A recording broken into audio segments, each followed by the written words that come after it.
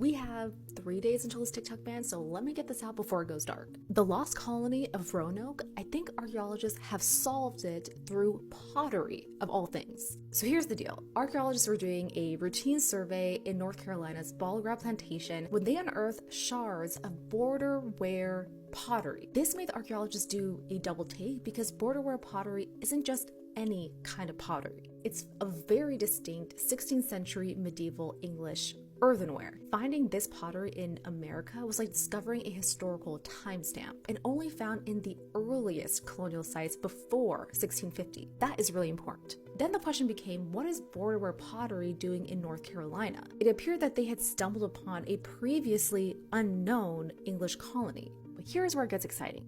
This dig site, known as 31BR246, was just 100 miles away from the lost colony of Roanoke, where 115 English settlers vanished without a trace in 1590, leaving behind only the cryptic word Croatoan carved into a fence. And 450 years later, we are still trying to figure out what happened to these settlers. The border-ware discovery led researchers to take a closer look at John White's maps, and one map in particular, La Virginie Par, became especially intriguing. So this is the map. This is Roanoke Island. Here's Croton Island. So if you go just inland of Roanoke, is the faintest outline of a piece of paper that seems to be patching over a mistake or repair.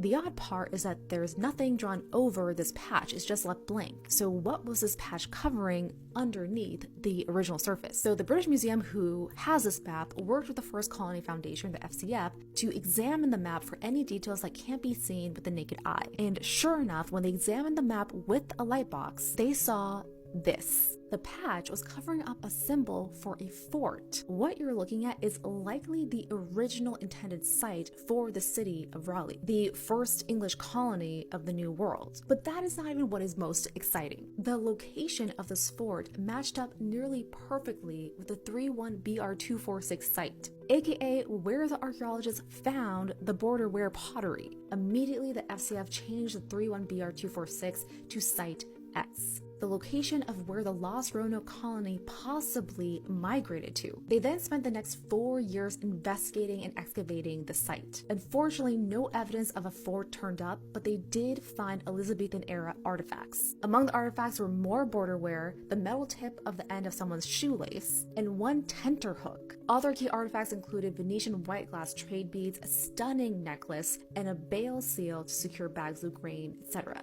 The evidence suggests that not the entire colony, but a portion of the colony, possibly even a family, fled inland to Site X in search of food and safety. While we still don't know what happened to the other settlers or the meaning behind the word Croatoan, we finally have evidence of where at least some of the settlers went. But questions still remain. Did the colonists split up, with some going to Site X while others went elsewhere? Were they driven out by hostile tribes, or did they simply abandon the settlement when resources ran out? And did they possibly dismantle the structures, take what they could to rebuild elsewhere? And what about Virginia Dare? Did America's first English child survive?